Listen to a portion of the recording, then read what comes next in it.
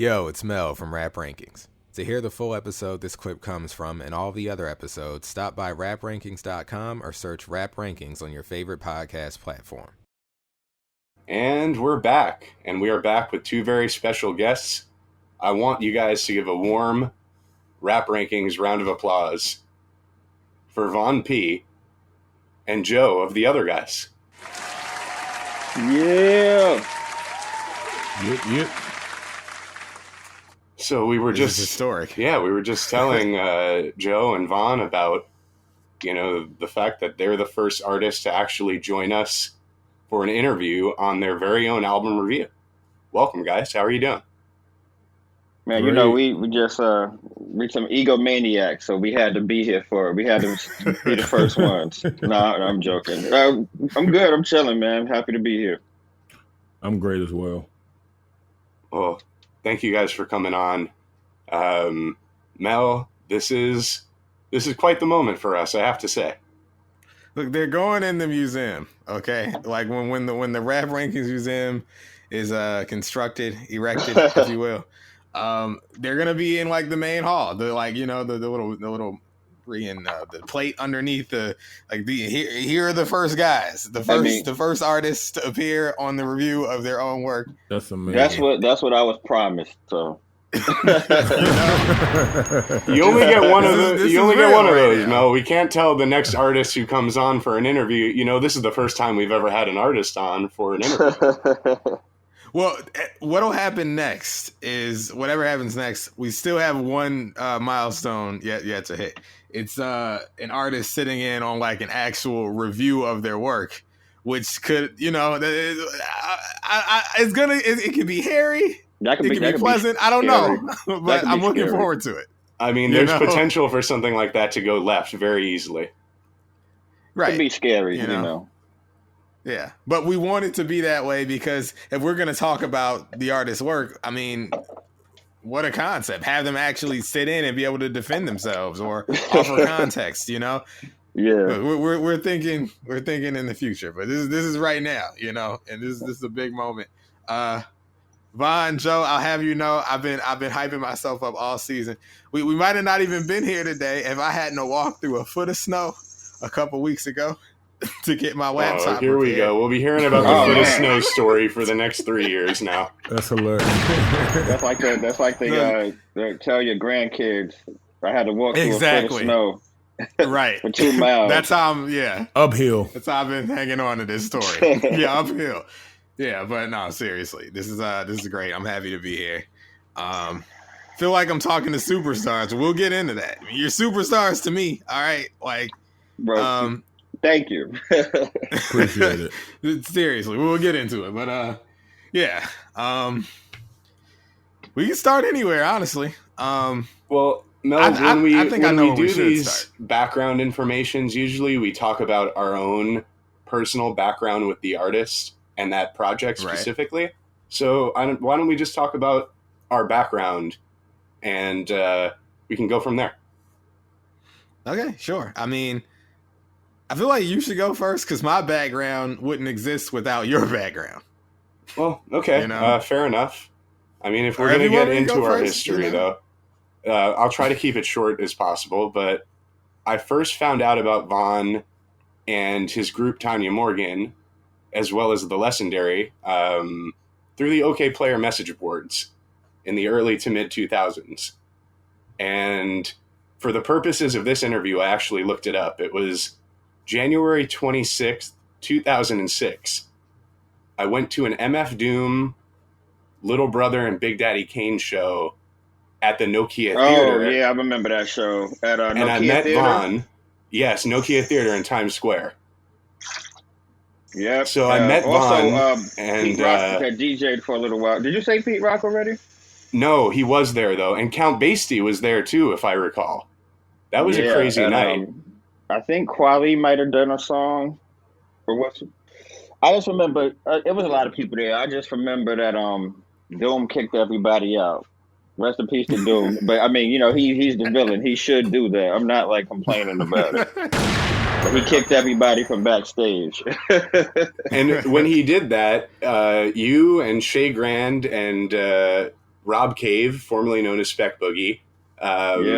We're kind of just like lounging in the standing room area, and I introduced myself. I'm sorry, to you that guys. was actually. Did you say it was Shay Grant? That was actually Elucid, if I'm not mistaken.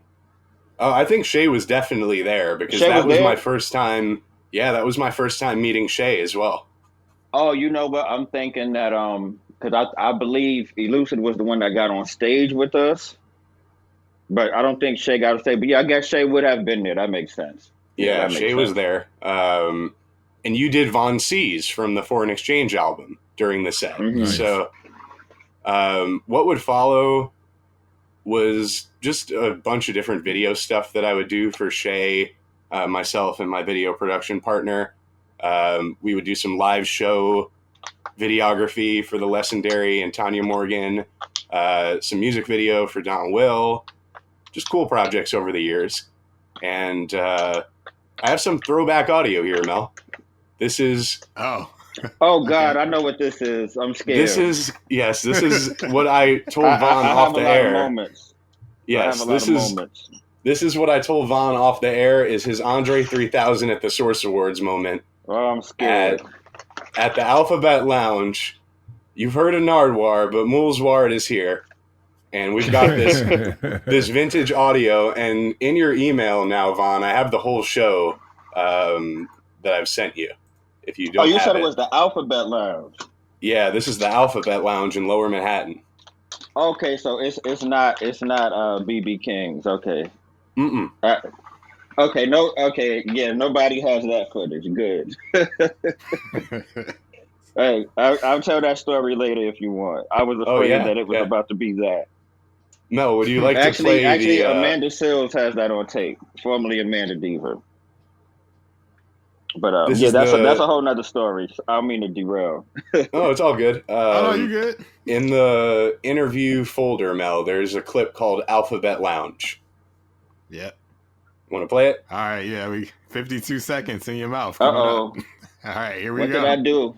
I got a few on the queue, wait a couple on the shirt where she can go in the zen, coming home with me. And if you ride the head, then we ride up. And most likely your name is Susan. Hope today go as good as you look. We were in the same class, so we carry your book. Took the iPod now, I ain't hardly shook. I do this every day out. Couple weekends, every morning on Thursdays. Since I'm a VK, and they ain't gonna change, so I get paid. Yeah, it's ready when we ride the floor, get paid. So what? Women Tiffany days. We out, y'all. DJ DJ, we just want to say thank you. And you know, I don't know if y'all know, but hip-hop been around since 1973. 1973. And we don't get no respect.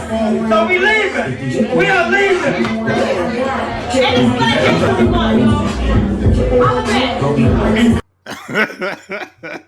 Oh, that wasn't too bad. No, not at all. I mean, I can't tell you how many venues were not kind to hip hop, and still to this day it persists. But like that was one of those situations where, you know, they were like trying to cut the show for no good reason in the middle of it, and I recall that show being a mess to begin with. Specs DJ didn't show up, so I had to jump behind the decks, even though I thought I was supposed to be doing video that night. Yeah, man. I'm sorry. Excuse me on the tea kettle. I do remember we had quite a lot of those back then, and you probably have a lot of it on tape. Especially back then, just having like the chip on your shoulder, and which everybody has, because you trying to prove it so much. Like we all came up whenever you fell in love with.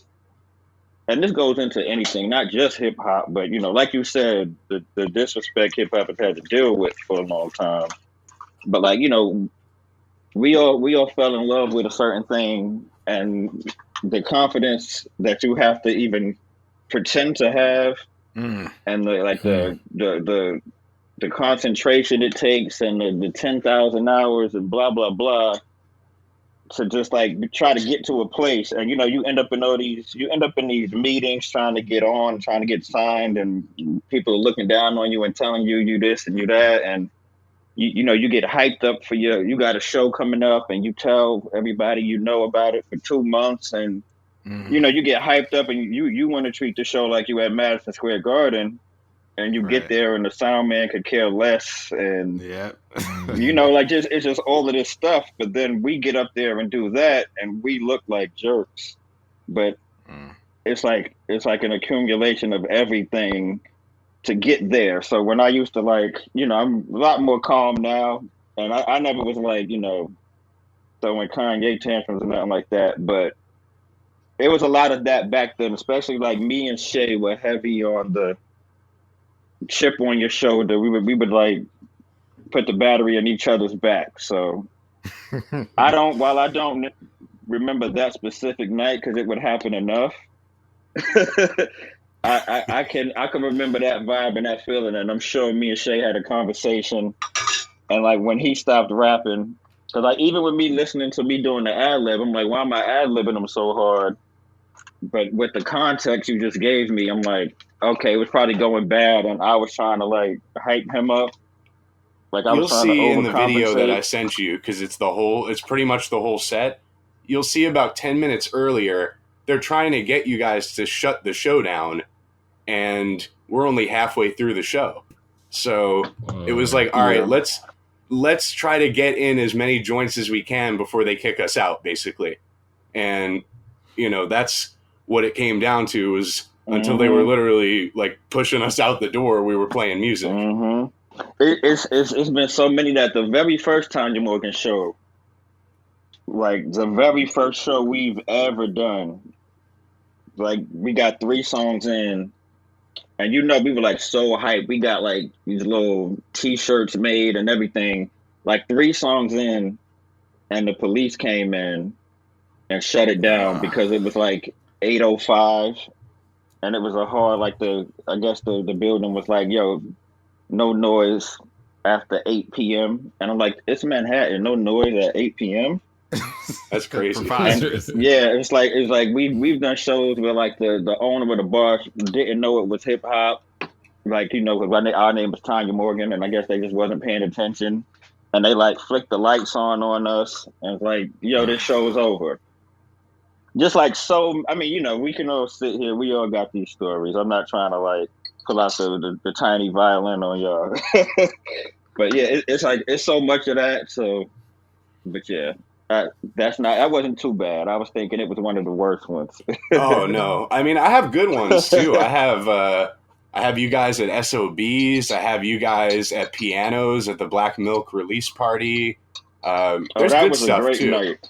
Yeah, that was an awesome show. Do you remember that night? Like how much love Black Milk got? I was so happy because like he didn't know. Like now, he definitely like he know who he is. But like I remember back then, he was like.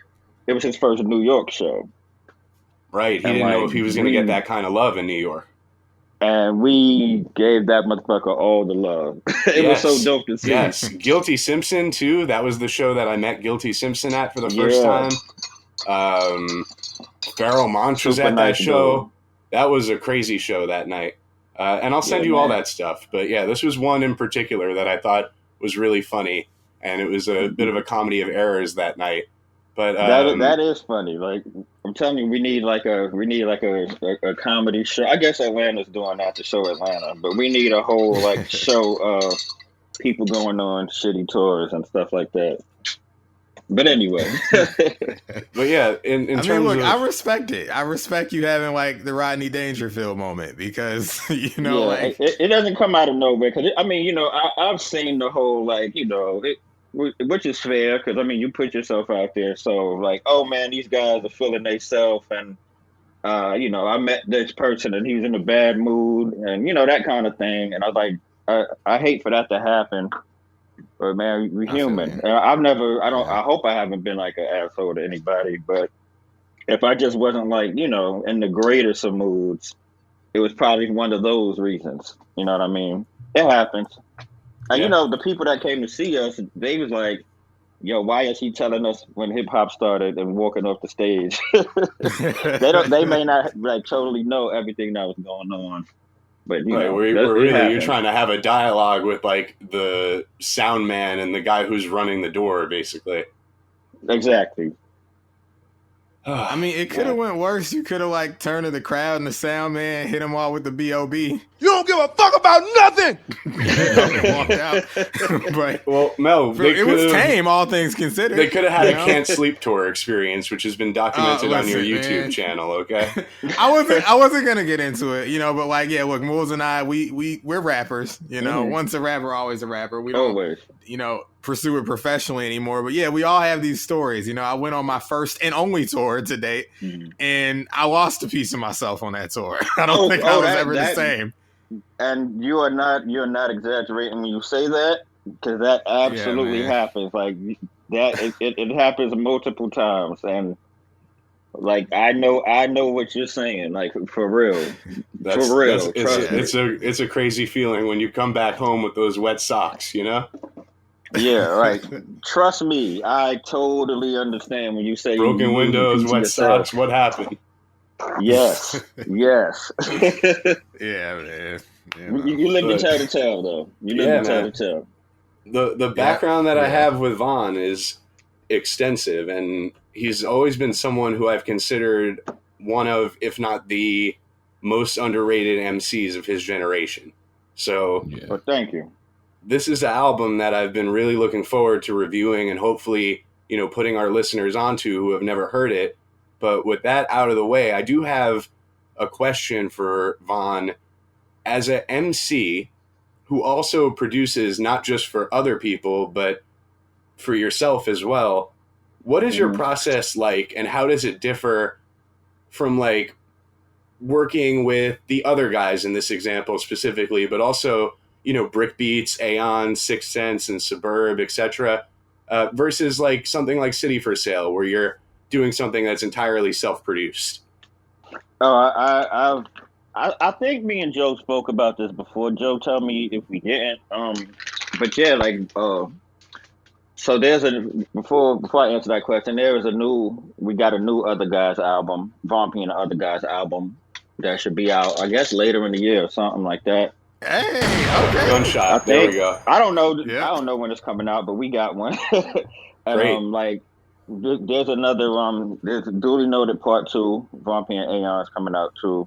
And it's kind of like, man, so we didn't like try to like do all these sequels, but like we back with Sixth Sense again too, Tanya Morgan. So all of these like all these different people I work with, I put on like a slightly different hat, and it's a different writing approach. But specific to when I work with the other guys, I work with Joe and Isaiah. What I have figured out is I try to go into like I don't know if I'm giving something away. Hopefully I'm not. But like I try to apply more like songwriting to like raw records, I guess, if that makes sense. Like I'll take like I'll come into a Other Guys album with the aesthetic of, okay, we're making something that could be like, if Tanya Morgan is more like our big brothers are like native tongue, then when I'm with the other guys, I try to look at it more like my big brothers are, Ghost and Ray, or just Wu-Tang in general, Mobb Deep, just like anybody that you would put in that like Alchemist room, like the people, that kind of artist, like the people that skew more towards like, I don't know, Griselda now. I look at it like that, but when I look at that, I also look at it like, okay, but I want to write it like I'm damn near trying to make a catchy raw record. You know what I mean? Like a catchy something like Cameras, record. Right? Or Fucking Knock, exactly. For example. Yeah, that's a great example. Like, it's Cameras almost like it's almost like I'm like making like a sing-songy kind of pop joint, but it's with the MC and joint. Kind of like in there for the verses, but the chorus is super catchy. Yeah, it's almost like imagine like what I imagine it must have been like when the labels were signing like grimy rappers back in the day, and was like, okay, now go make a single, and they come in with cameras and like, dude, that's not a single. You know what I'm saying? Yeah. Like, oh no, we mean go do a song with Mariah Carey or somebody. But yeah, that's my approach when I'm with the other guys, and and I just have different, like when I'm with Don, I just try to be like on some Us Against the World rapping stuff, and when I'm with me, I try to get a little more into a concept when I'm like alone, and just different things. I have different hats for the different producers I work with as far as on full projects, and And with the other guys, it's definitely that. It's definitely like and we got more of that with the new project. It's more. It's the next evolution of songs like Cameras and the evolution of songs like more East Coast. Okay. And stuff like that. It's the 2022 version of that. Because I figured that's what people are looking for. Because we've built it up at this point where we got two LPs and an EP, so we got enough of a track record. Yeah, I gotta say, like, to what you were describing, sort of that fusion of, raw rap with like more focused songwriting and those sort of poppy elements incorporated. Mm-hmm. I think, and like I already said up top, y'all are like superstars to me. I mean, if you listen to the review after, like you'll see why. But like, at the risk of sounding like this, he dick riding. Look, he got the dick all in his mouth. Look, shaboing boing, get the dick out your mouth, dummy. That is messed up. Who's playing that? I just had to cover my bases. At risk of sounding like that, it's all good, man. I think it's a successful fusion of what you were going for. Appreciate it. That's what I get from the album. So like even you could ask Joe when we did what's the EP? No, on this one. My joint sounds like I'm in the 90s. Out of 100. I ain't on no dog. Oh, Easy.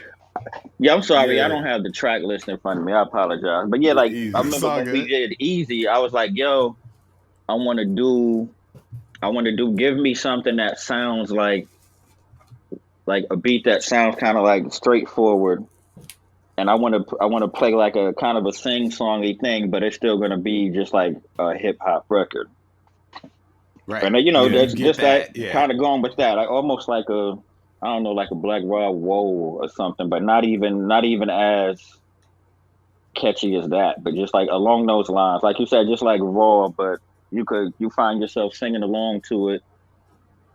And it's not even that kind of song necessarily, but it is. Mm-hmm. And I do that specifically with the other guys' projects. So that's how to answer the question. That's how I differentiate. And it's easy because when I write something, if I'm just writing a random verse, I can look at it and say, this looks like it would go. I need to look through my beats that I got from Joe and see. Right. This looks like it would go. This fits in well, that. Exactly. Yeah. And then I got my stuff like when I get like in my emo bag, I'm not bringing that to Joe. That's what I do. I do that with Aeon. You know what I mean? Mm-hmm. Okay, I need to check that stuff out then, because I'm known as Emo Mel on the show. That's a Mel, bag you would like the duly noted EP. Yeah, got it. Okay. I'm gonna write this down because I'm definitely gonna check it out. Yeah. Without that EP, we actually don't happen. Me and Vaughn. Wow. Yeah. He on one of his songs, he had a part on there where he's like, "If you want a verse, hit me up." Something like that. And I remember listening to him, finding his email. And that's how our relationship started. I didn't even know that. I'm happy I said that. Yeah. That's wow. Okay, this is a revelation. Why? Oh yeah, I was actually. I know what you're talking about. That was on Things and Change. No, I think that's the song before Pessimistic. Oh, okay, yeah. Hit me if you want a trip to the 90s or something like that. Something along those lines. Yeah, something. But I remember listening to him like, I'm gonna hit this guy up. Yeah. And now I don't think it's a week that goes by I don't talk to this guy. So yeah, see, you put stuff in the universe. See what happened? Good stuff. Yep. That actually answers where I was gonna go with my question, because and this is for both of you, both Von and Joe. It was like, so my personal history with y'all is that Moulz put me on, and to quote your line, Von, it's not a shame that your friends don't know me. It's a shame you ain't show them. That's how I got put on to you. So I was gonna ask, is there anything you want to share about your history and your history of your working relationship with the other guys? But like, we just discovered something live here, so I feel like, okay, it's and I remember that too. So it started out. We did a song for for one of Blow my My Mind. We did Blow My Mind, the record. Tanya Morgan and the other guys, and we did that. They came to New York, shot the video. I think that's the first time we met in person, if I'm not mistaken. Is when we shot that video. It is. And I might have been like, a month or two later, Joe had contacted me like, yo, I want to do some more music. Or actually, you may have was it to do the intro to the Week EP? The intro was first, and then I hit you up to get on our album for Below My Mind, and that was received pretty well. Oh wait, the intro was first? Yeah, that was first. Oh snap! Okay, word. Mm-hmm.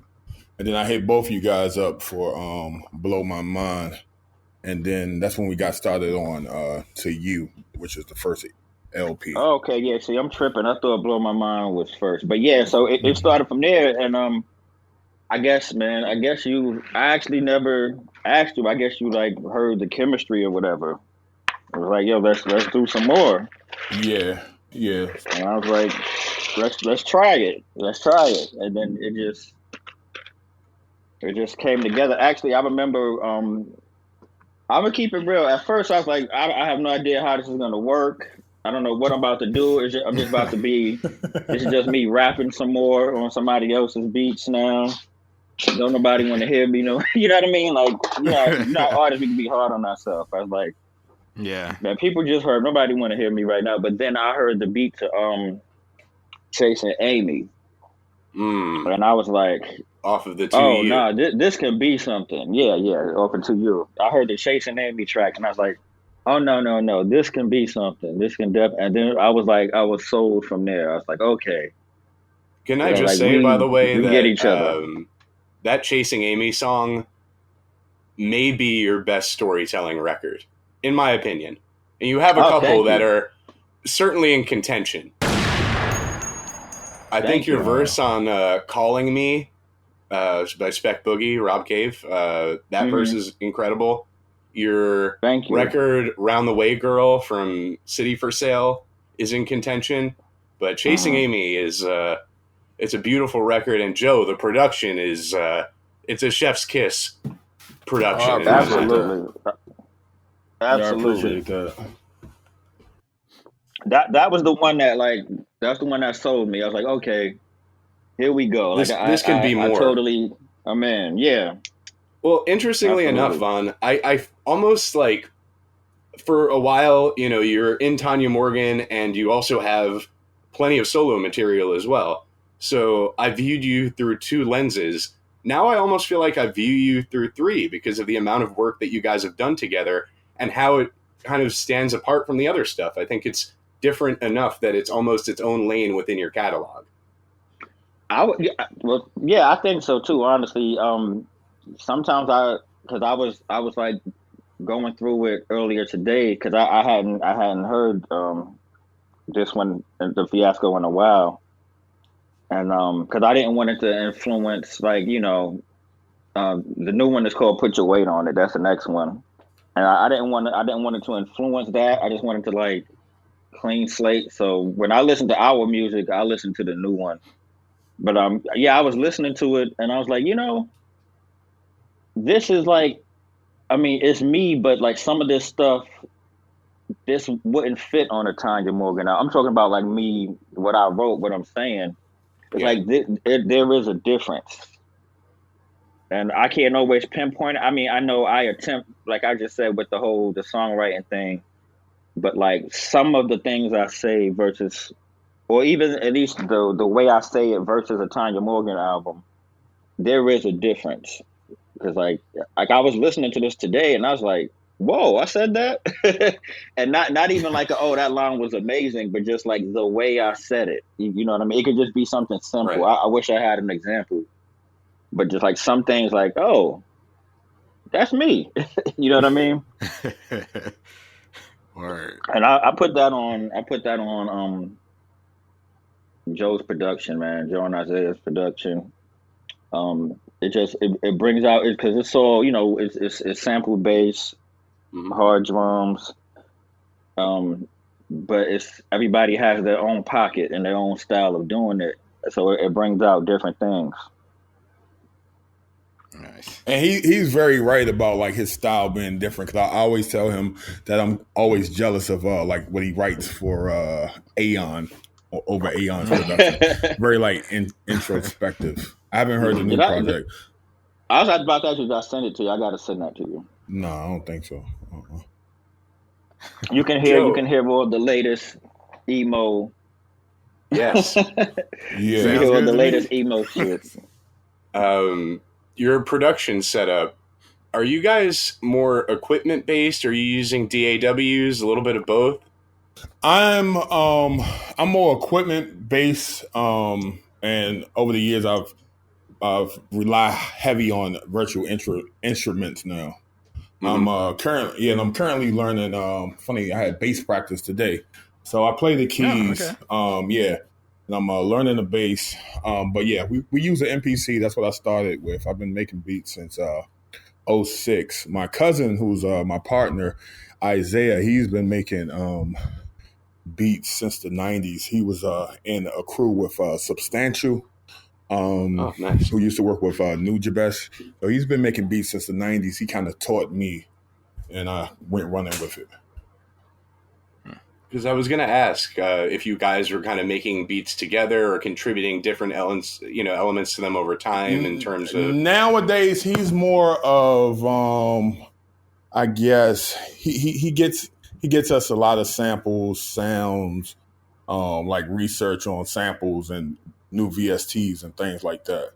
On the new project, funny enough, it's one of the rare... track. We have a rare track where he did one part of the beat and I did another part of the beat. So we do have some stuff like that, but I handle a lot of the programming currently. Mm-hmm. Okay. Yeah, I've only done like a few collaborative beats in my time, and usually what we would do is like I would have a drum pattern that I think is good, but like the beat's not really going anywhere, so I'd strip the sample out, send them the drums, and they'd build something else around that, or vice versa. I would have a chop that I didn't like the drums for. I'd take my drums out, send it to them, they'd put drums that sound better over it, and they do something. Yeah. What's cool about me and him is I'm more in the pocket percussion wise, drum wise, and he is like a little bit more abstract. And so a lot of times it'll mesh really well our styles, because he'll do something that I can't even think. I don't even move this way. He's a very odd guy. So yes.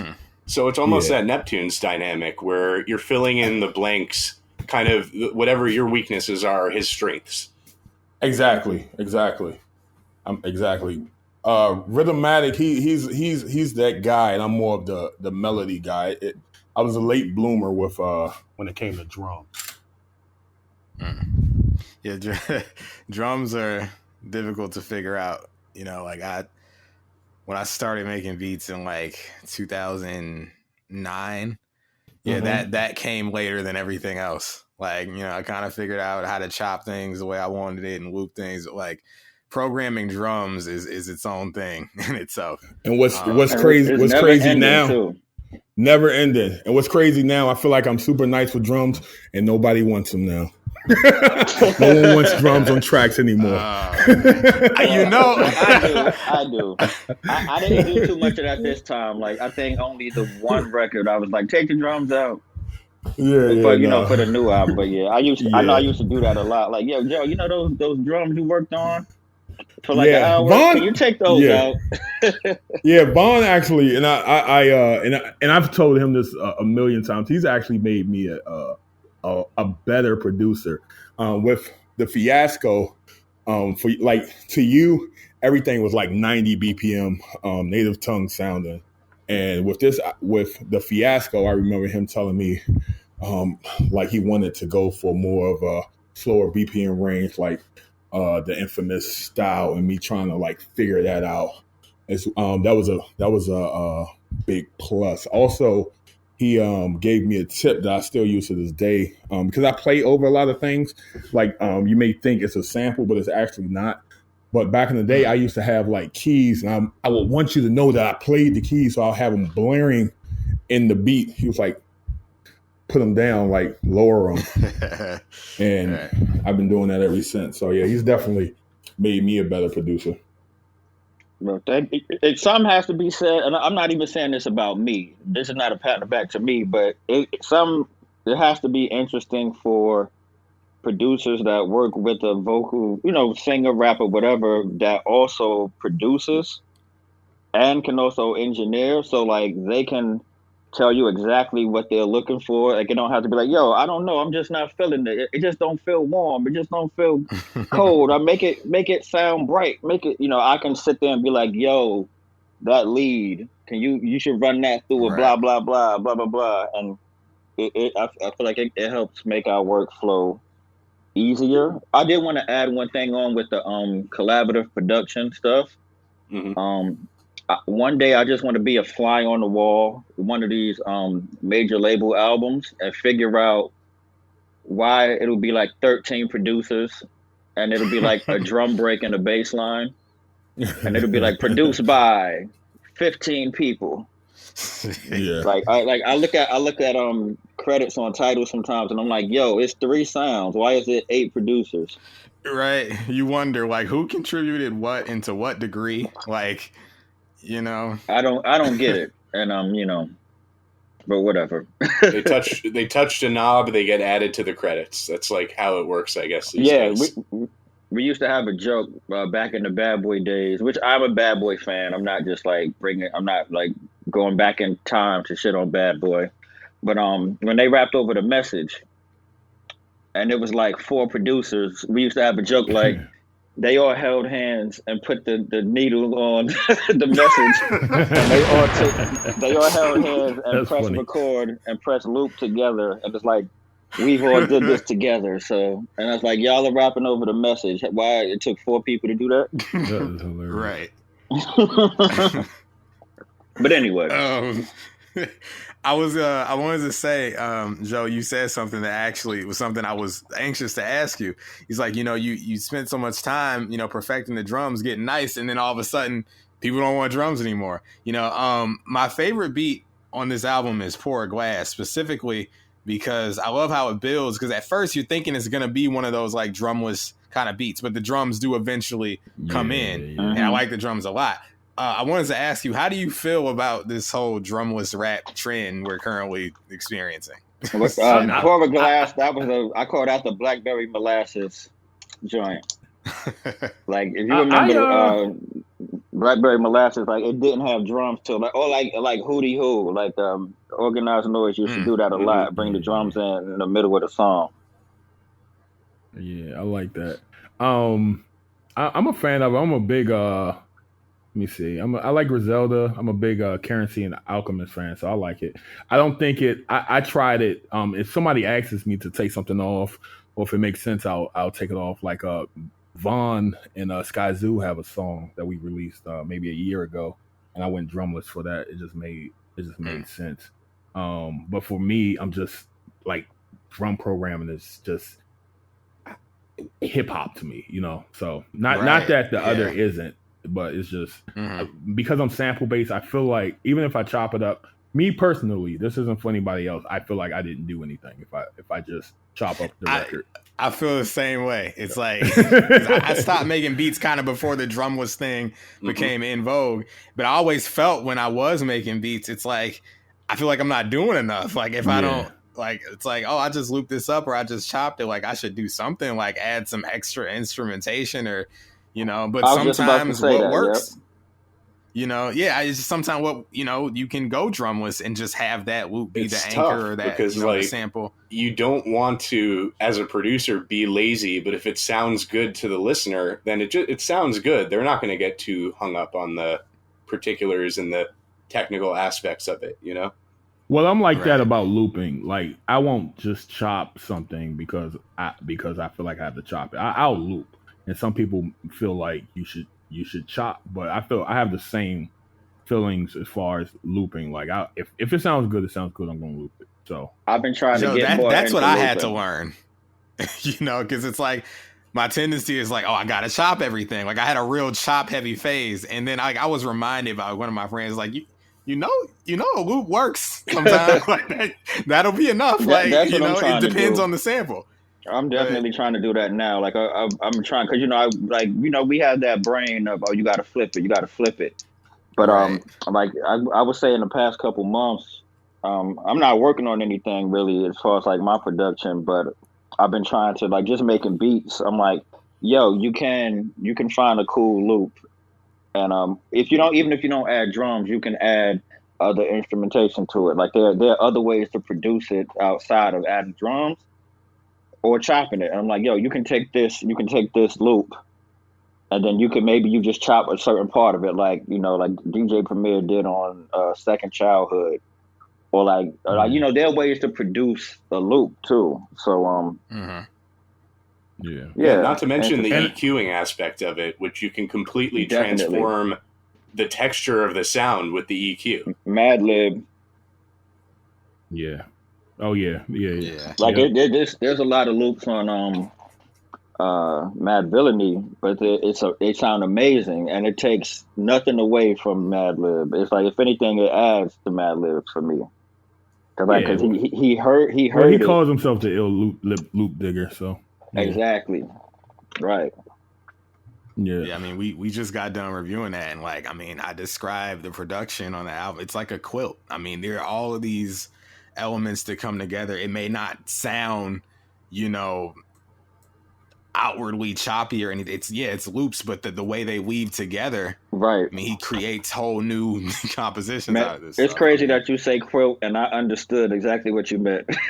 Right. I never heard it. I've never heard his style described like that, but that makes perfect sense to me. Word.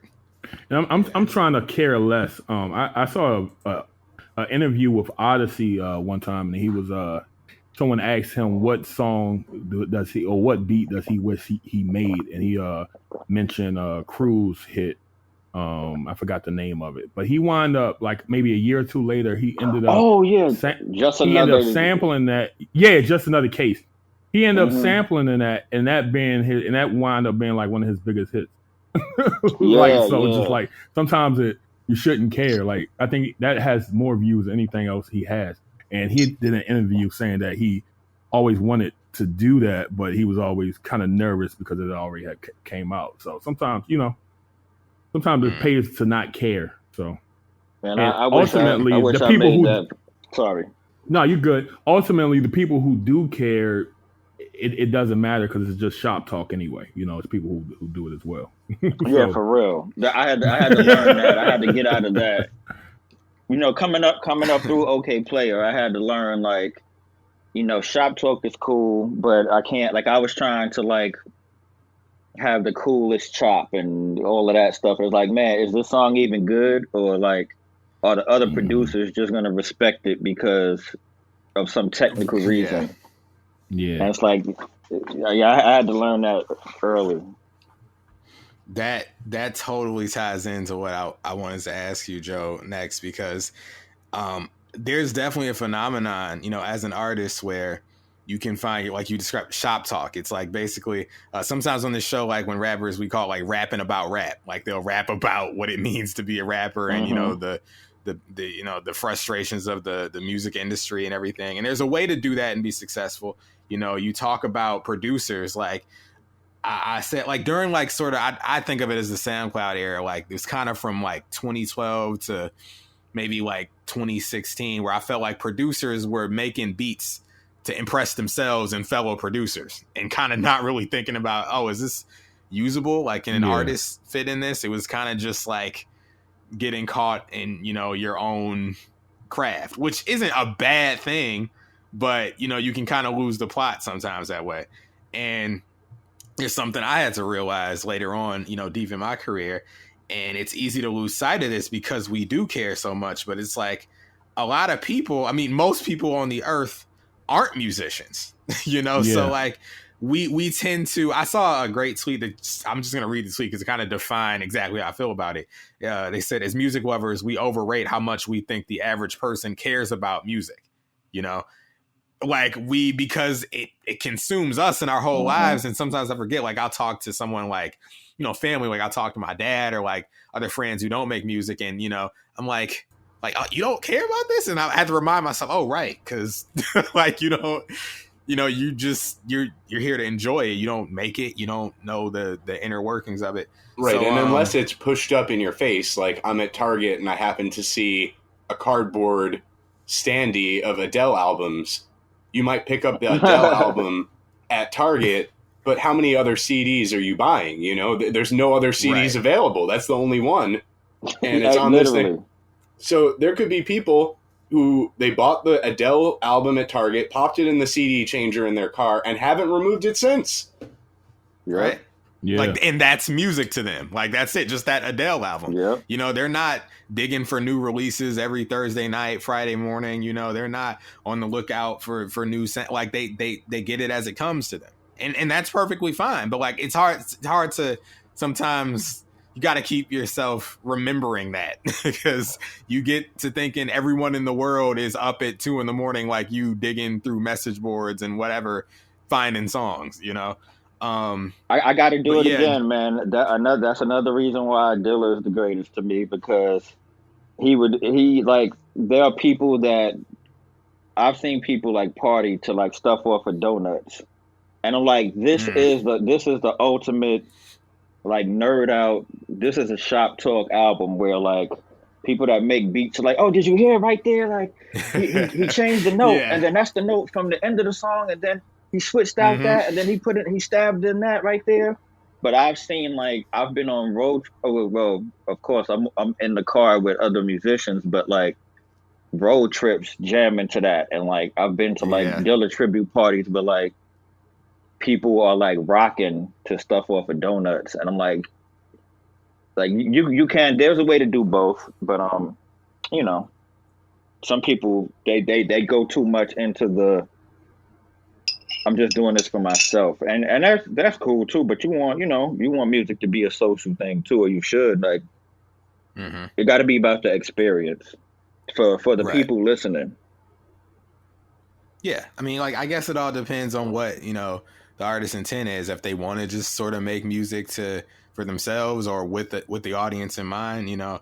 So, Joe, that's kind of what I wanted to ask you. I mean, it's kind of a multi-part question, but I guess, you know, and I respect this too, because as a musician, I know, like, so I want to say, without snitching or downplaying yourself, like, what would you say are your inspirations, and like, do you feel like you have a sound, like, you know, like something you would say is your sound? Do you have a process? Like, what do you aim to accomplish with your beats? Like, are you doing it with the artist in mind and like, oh, you know, I can hear someone rapping on this, or are you doing it just to, you know, kind of satisfy yourself? Oh yeah, that's a big question. So which part you want me to answer first? My inspirations, I'll answer that first. Okay. Of course, let me see. I came up, I was in high school in the Rockefeller area, so Just Blaze was a huge influence, Kanye. But like current inspirations, Premier, you know, the usual suspects. But current inspirations, I would say, is Jake One, Bink. I'm a big, people don't know this, I'm a big Clams Casinos fan. Okay. Yeah, that whole like early ASAP Rocky that stuff. I use a lot of. I'm probably giving out game. Probably like 50% of my beats you'll always hear a vocal sample on because of Clams. I'm like so I always wanted to kind of like do what Clams was doing, but like in a boom bap form. More. It's crazy you said that, and not to interrupt, but like I consider your sound to be, predominantly boom bap, but like you'll have these elements, like in Talent, for example, there's that vocal sample running throughout, that like yeah, exactly. That's a good example. And that was like crazy to me. So that's a good example. Mm-hmm. And that's a separate sample from the main sample that I was going for. The boom bap clam sound, Yeah, that's crazy that you say it. I hear it now that you're saying it. I never noticed that. I've heard hundreds of your beats, but with you saying that, I can now hear that you're the influence. Yeah. So I'm a big Clams fan. So Q-Tip. I don't think he gets enough credit as a producer. I was a big Q-Tip fan. So those are my inspirations. What was and I mentioned Jake One, right? I said Jake One. Yeah, huge Jake One fan. And Bank. He has amazing drums, amazing percussion. Amazing. He amazing. Every time I see him, I'm like, yo, how'd you do the drums on? Every time. Yeah. The Wiz Khalifa, the Grinder, those drums are nuts. Yeah, man. Grinder's crazy. What was the second part?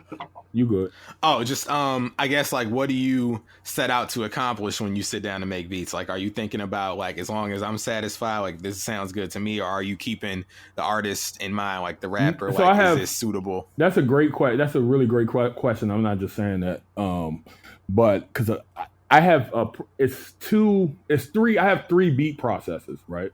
So I have lo-fi is really big right now, and we do pretty well. On Spotify with the lo-fi.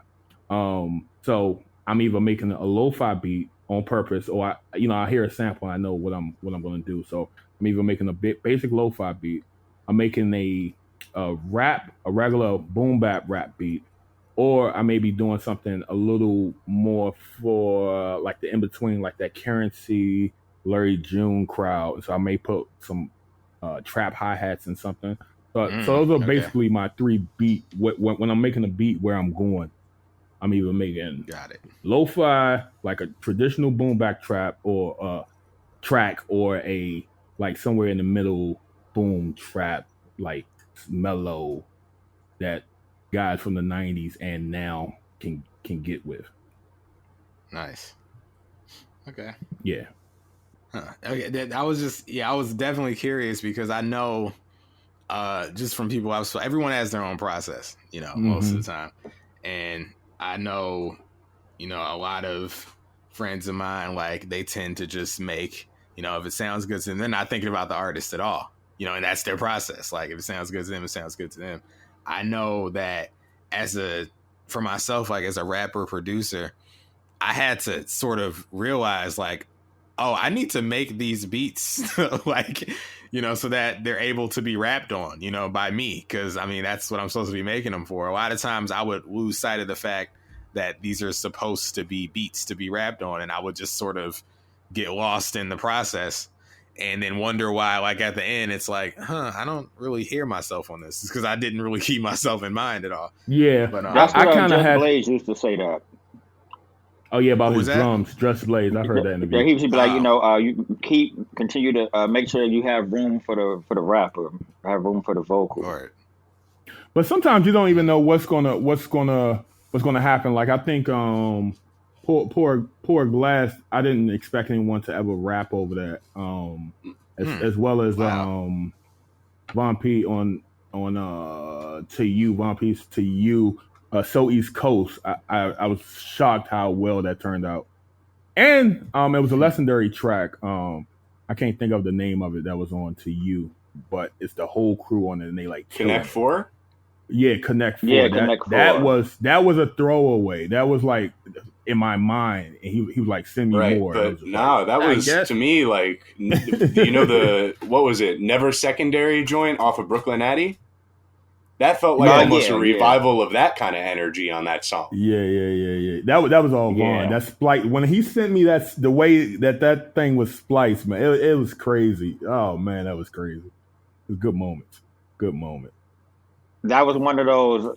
I got the idea. I got to prove that it's gonna work to my collaborator. Like, it's gonna work. Just trust me. Wait till you hear it. Wait till you hear it. Yeah, I could. That's what that was.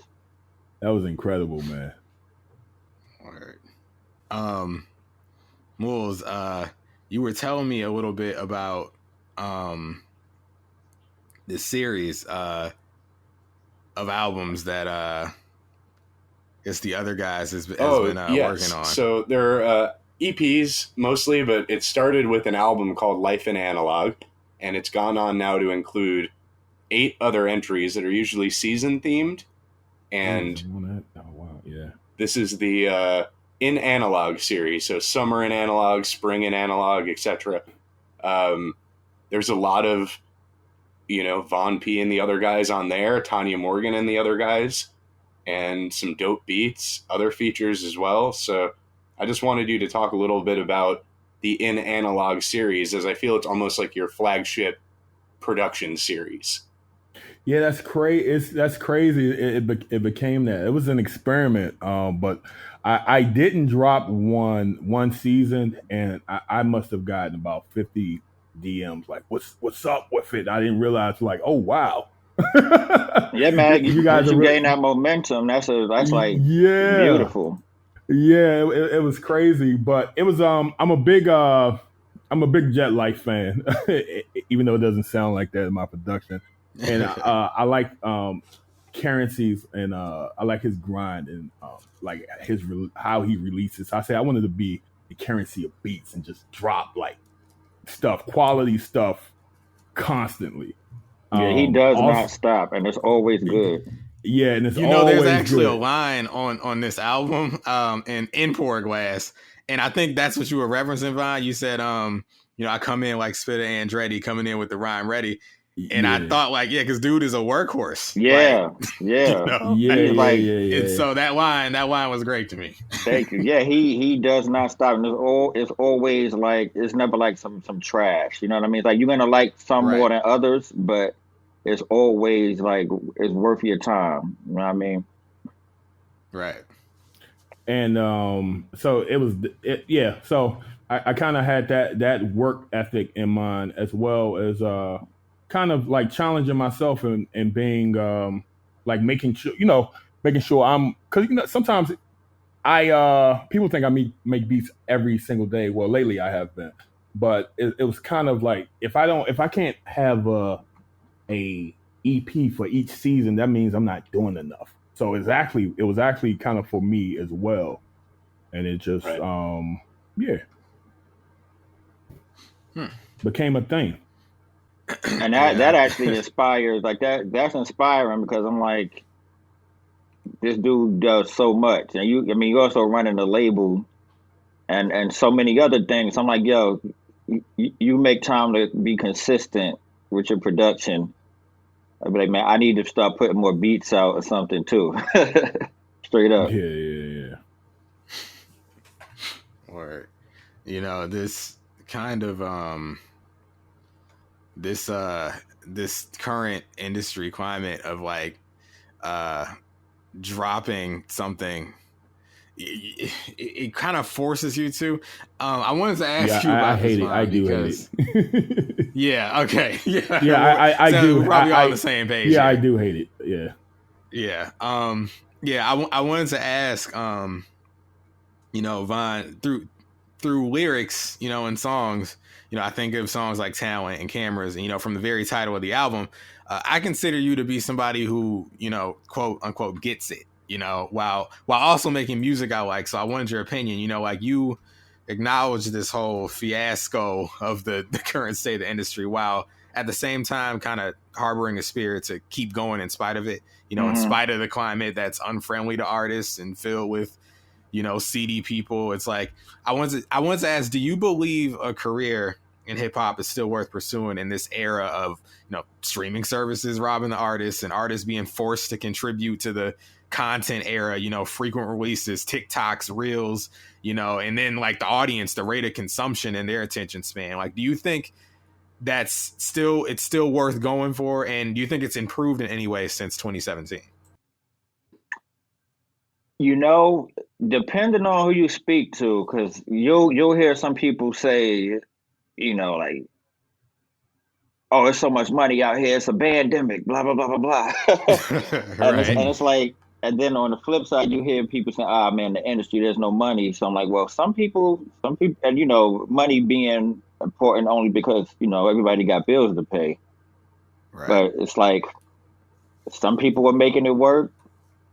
And to be honest with you, sometimes I'm like, I don't like, even like Method Man had that interview he had did on, I forget which podcast it was, but he was like, man, he'd be looking at these younger guys like, yo, how are y'all getting it? And I was like, it's crazy to say Method Man is saying that because they was going platinum back then. And again, that goes back to like, you know, industry robbing people. But I think for me, I can only really answer it for myself. It just comes down to still caring about it, like really, literally just still caring about it. And the times when I don't, I just stop. You know, like, and that's like literally, like when I was saying I'll be inspired by Joe. That's literally the only reason I ever want to put stuff out consistently, not because I'm trying to build buzz or whatever. Because I just it's hard to care about that stuff because.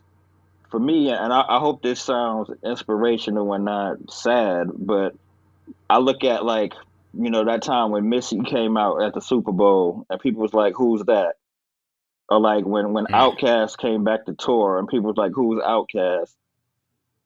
And, you know, I'm a big Jay-Z fan and people making a joke, oh, Beyonce's husband. And I'm like, yo, no matter what you do, or even going back to like, you know, Beyonce and Jay-Z put that album out, that random Saturday, and like a month later we just was talking about whatever else was next, and I'm like, yo, the two biggest people. So then I'm looking at, so who the hell is gonna care about my joint?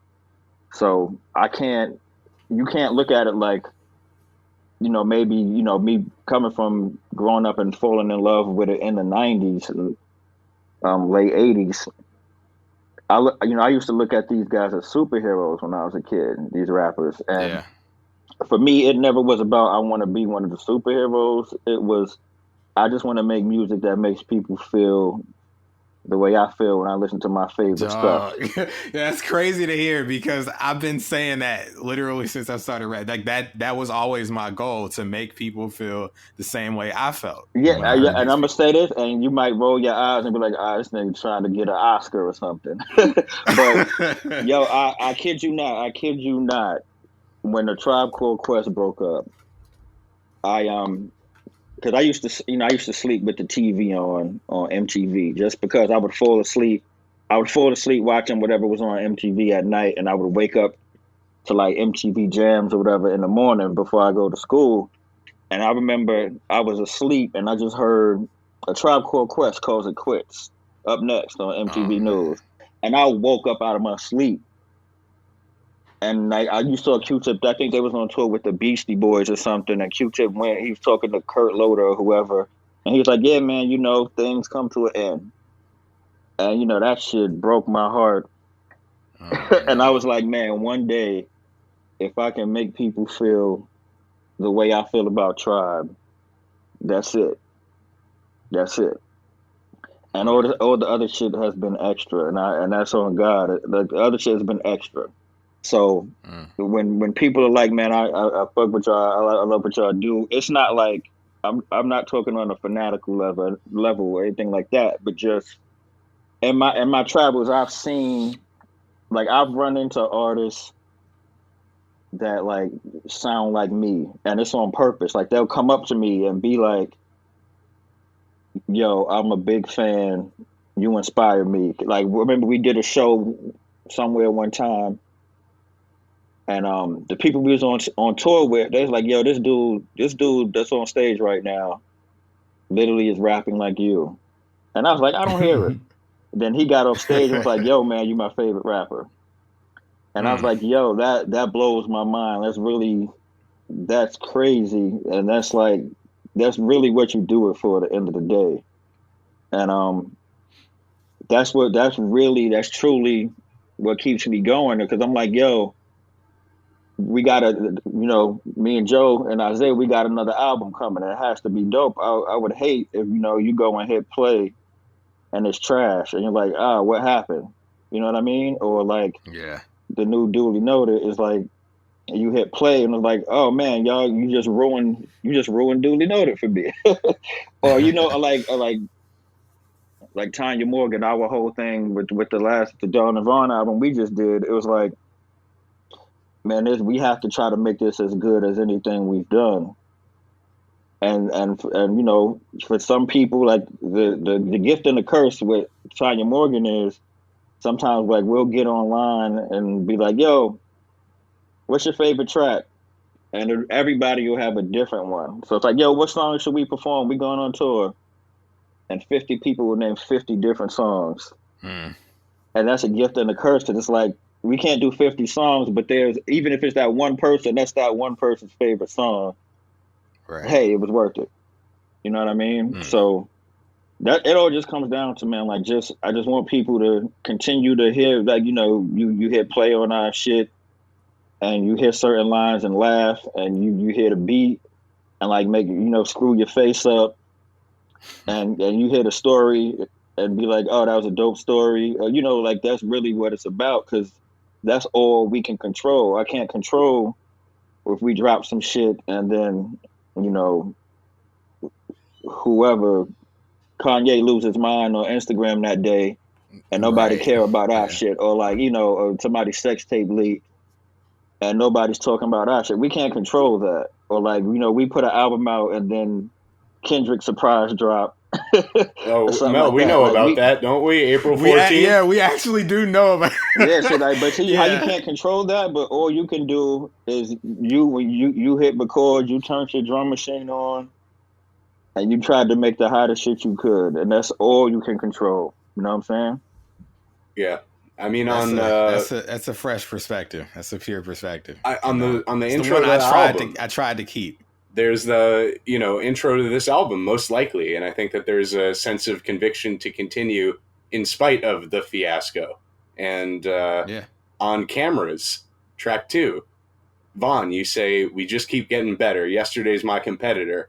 But then it comes, then a line comes about giving everything you have into a sea of cynicism, so you hope that people really listen. And that's like a really honest sentiment that artists can relate to, especially these days. Yeah, and that's what it is. What I try to do, I try not to like complain, because in the early days, some of like the feedback we used to get was like on a song like Just Arrived on Brooklyn Addy. I remember somebody told me, hey man, I like that song, but it feels like a guilt trip as a fan. And I was like, shit, I'm not trying to guilt trip you. Like, I'm not trying to be like, I'm not trying to make you feel bad. I like you doing me a favor. You listening to my music and I want you to like it. So, just finding new ways to get out that frustration. But, like when you said, like saying it into a sea of cynicism and things like that, just trying to find a creative way to make it not sound like, well, it's a balance, trying to guilt trip the listener. Yeah. Because and I feel like in your music in general, man, your lyrics constantly, I feel, have this sort of balance to them where nothing ever feels like it's too extreme. So, for instance, you have this everyman appeal, but you don't manage to lose the mystique of a rapper. You have a sense of humor, but you're not like a comedy rapper. You're socially aware, but you're not like a preachy rapper. You do the high level flows and wordplay, but I have a genuine feeling that like you're having fun when you're doing it, and it's not being done to be showy. It's being done in service of the writing of the record. But I'm curious, over the years, do you feel like you've changed as a rapper and a songwriter? And can you pinpoint those changes? Because for me personally, I think you've remained remarkably consistent, but it's almost been a refinement more than an evolution. I think a lot of times artists evolve into not even being a rap artist anymore. Mm-hmm. So I'm interested in if you feel like throughout the years your writing style and songwriting process has changed. Yeah, I would say it started for me. It started around. It was post like when Tanya Morgan went from a trio to a duo.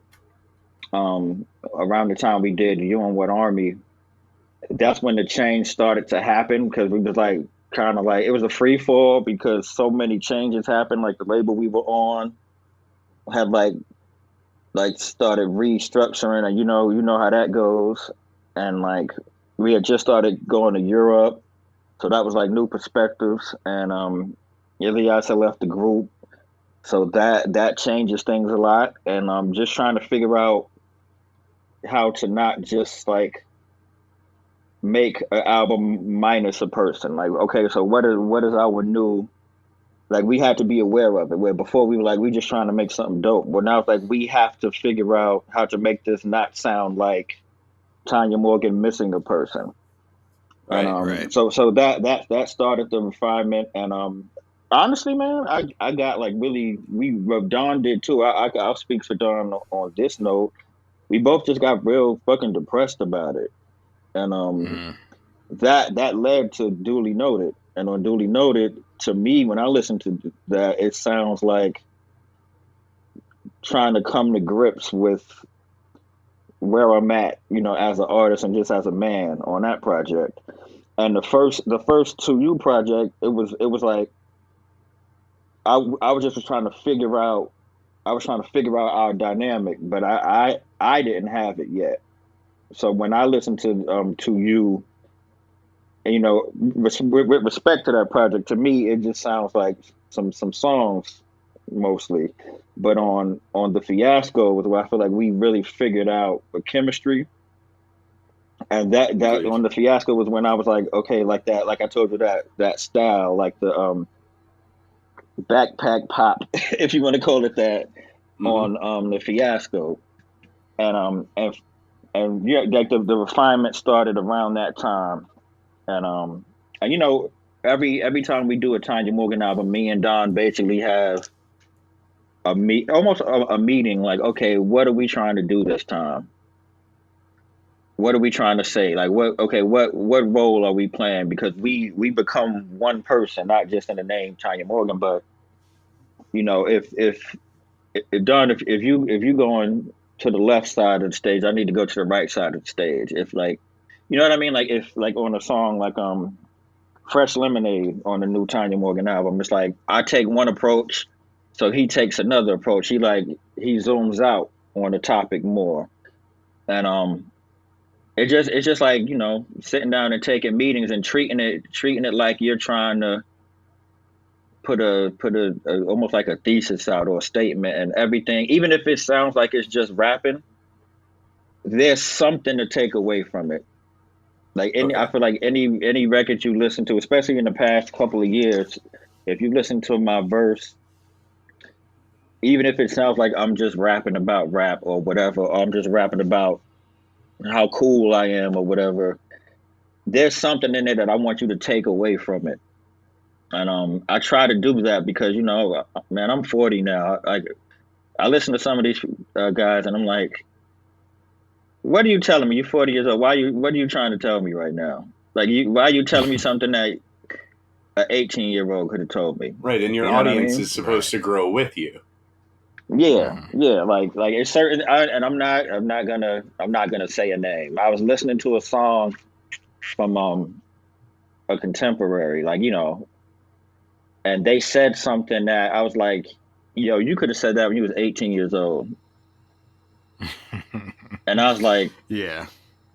I mean, and not everything I say, I'm not like sitting here being like, the elder statesman on every song, but I try to take everything like, okay, well, I'm speaking from the perspective of a person that is not 25 years old. Like, you know what I mean? Like, I'm not gonna say we can't. I'm not gonna get on the song and be like, yo, stole a bottle of Hennessy from behind the bar.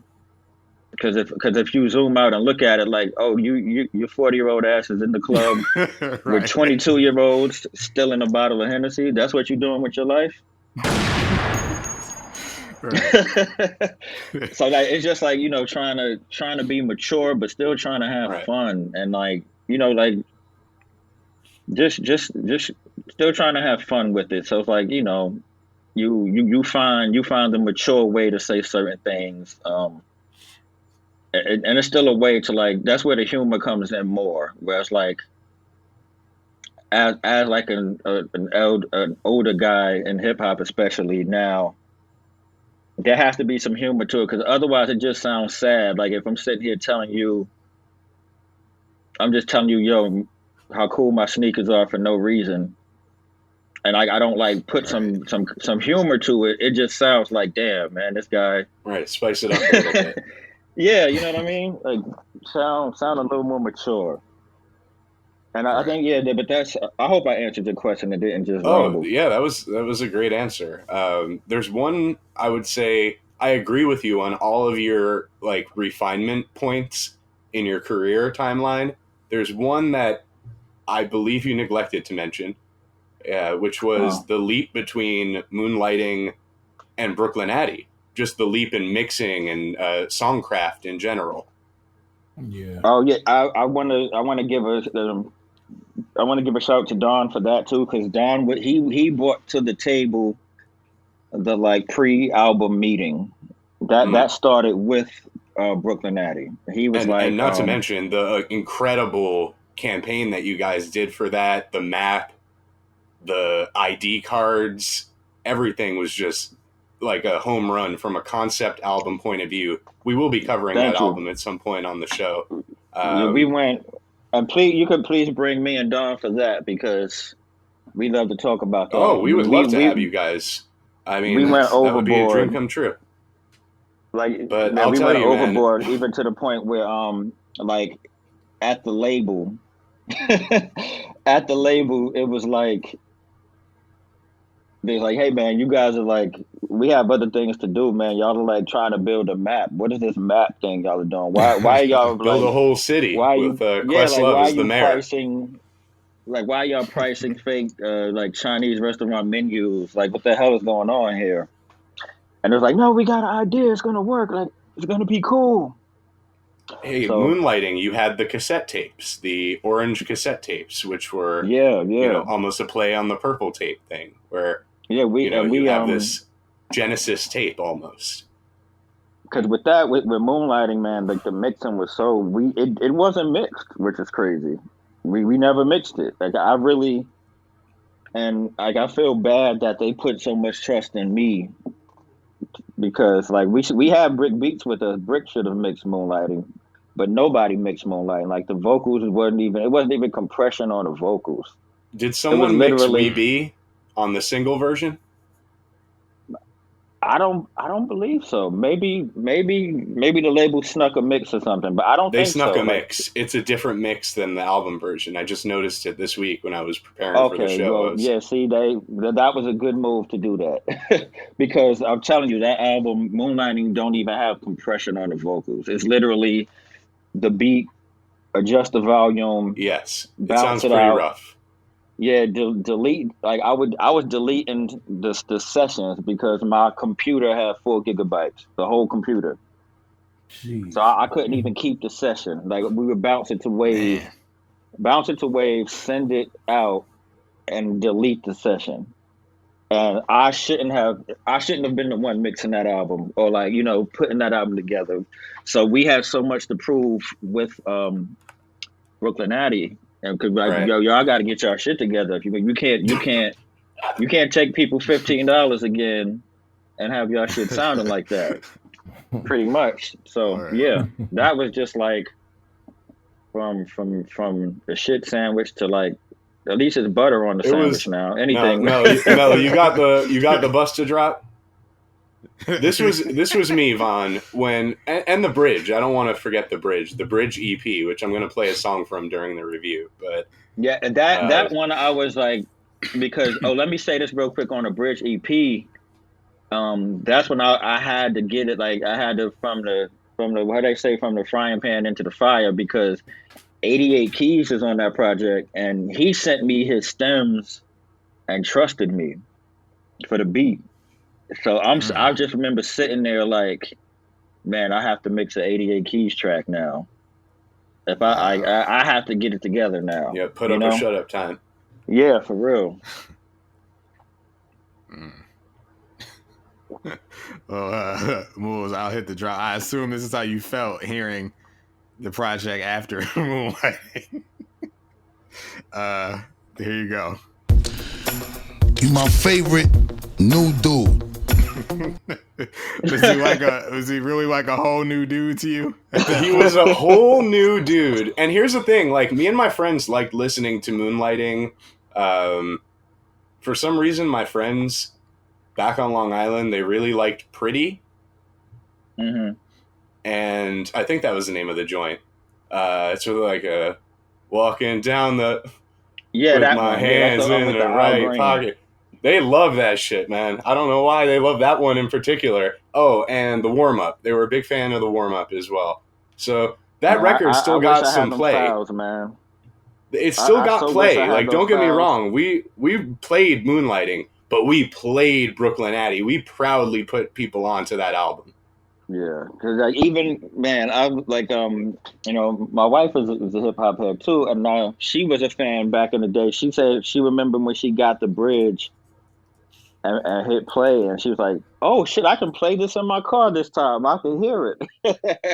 And I was like, "Man, I so wish, like, I don't know what we were doing back then, but we tried to remix." Because we had some of the files, like I remember we were working on, we were gonna mix Ode to Tanya and put that back out, but like some of the files were missing, and it's like, I don't know what we. You guys should do what Taylor Swift is doing. You should get Ilyas, and you guys should re-record the entire album from scratch. Brother. I feel like doing that in rap isn't quite the same thing. I don't know. I feel like once you rap something, you rap it. Whereas singing, yeah. And the thing about, like, I don't know, like, rap is more at sometimes like autobiography-esque, autobiographical. So you age and you change, and you may not even feel some of those things you're saying on the old album anymore. Yeah, we were way too horny back then. Like it was a lot of like rapping about being cool and having sex.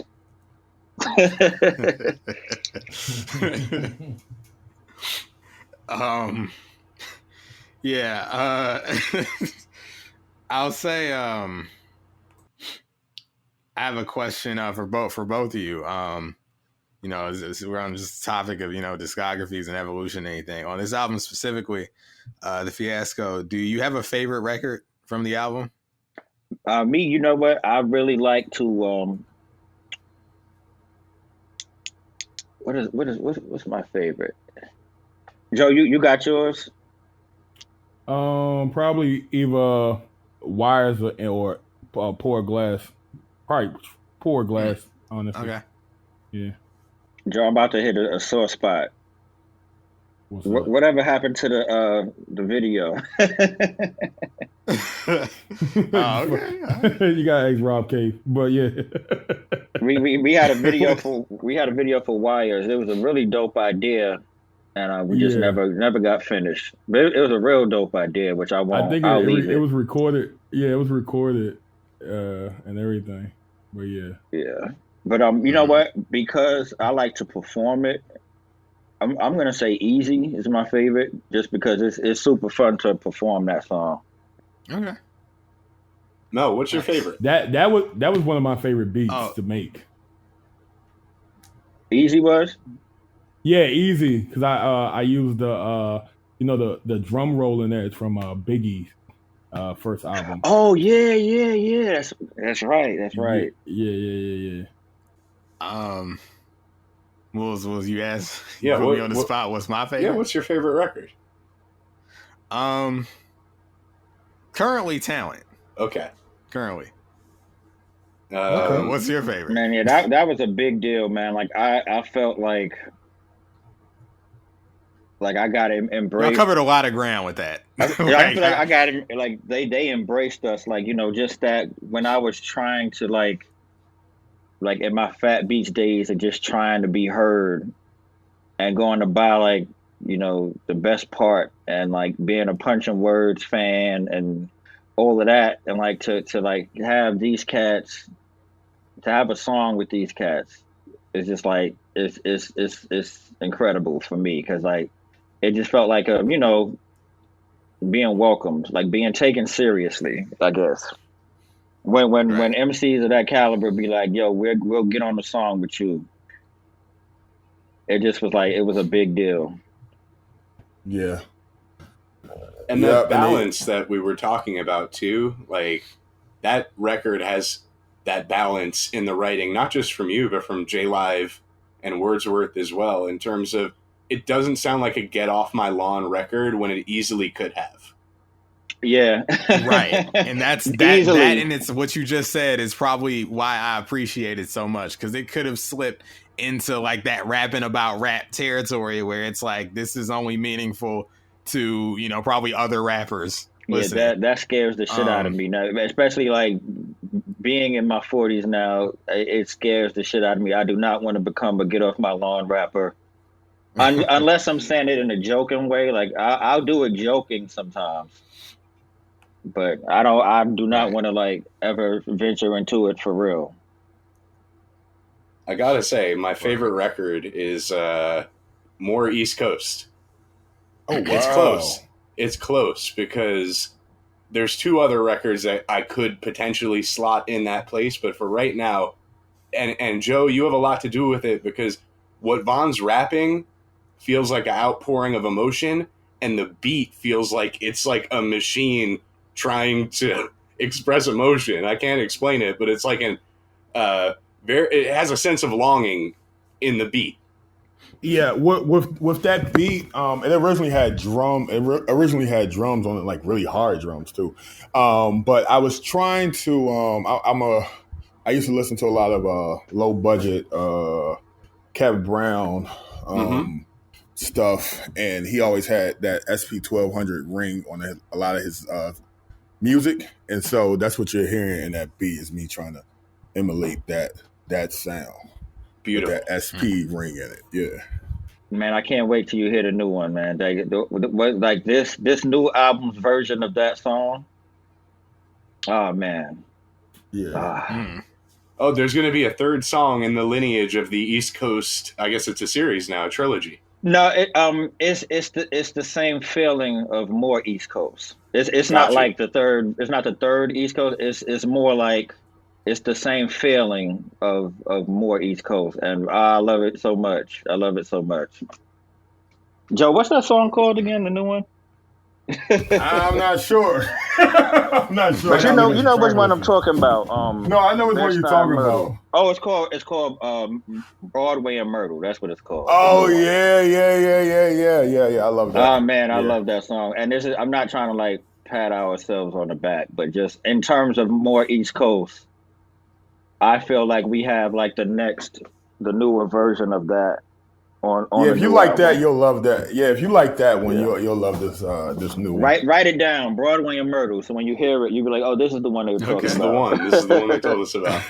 Yeah. Nice. Well, we'll be on the lookout for it. I want to thank you guys again for being so generous with your time. And if you'd like to plug anything, social media, shout outs, upcoming projects, whatever you like, the floor is yours. Go ahead. So you right. You go ahead, Von. Y'all just follow. What's the proper handle? Hypnot. Is it Hypnot Music? On socials, it's just at Hypnot. HIPNOTT. It was formerly ran by Kevin Nottingham. It's now ran by the other guys, and Tanya Morgan. But yeah. So you just follow at Hypnot. Man, follow me at Von P. And we got right now the other what's the new single the other guys got right now, the new beat. I don't know. With the coffee cover. Morning Routine. Morning Routine. Check that out. New Tanya Morgan single. No Tricks remix is out right now. That's out now. And Tanya Morgan No Tricks music video is out right now. And that's all the latest. That's like the latest that we got. And this year we are releasing a lot. The label was releasing a lot. So Rob Cave and Small Professor.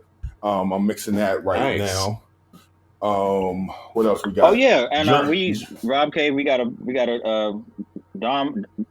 Cave has an album produced by Tanya Morgan also. Yeah, that we're gonna finish one day.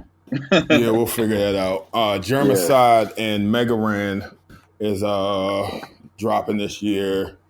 And yeah, us and Vaughn later this year, and I'm probably going to put your weight on it. Put your weight on it, and I'm probably going to do some work with not probably. I'm working with A1 from Don't Sleep Records. So yeah, lots of good stuff to look forward to. Yes, sir. So guys, I want to thank you once again for just being so generous with your time and honestly, like really giving us a hell of an interview here. And we're going to take it down to Moulz Albert and the bizarre Mel McVirgin. We're going to talk about this week's matchup before we get into the review. So just hang out for a second, guys, so we can grab your audio. And yeah, that'll do it for the interview here. Thanks again. Thank you for having us. Thank you. Yo, it's Mel from Rap Rankings. To hear the full episode this clip comes from and all the other episodes, stop by raprankings.com or search Rap Rankings on your favorite podcast platform.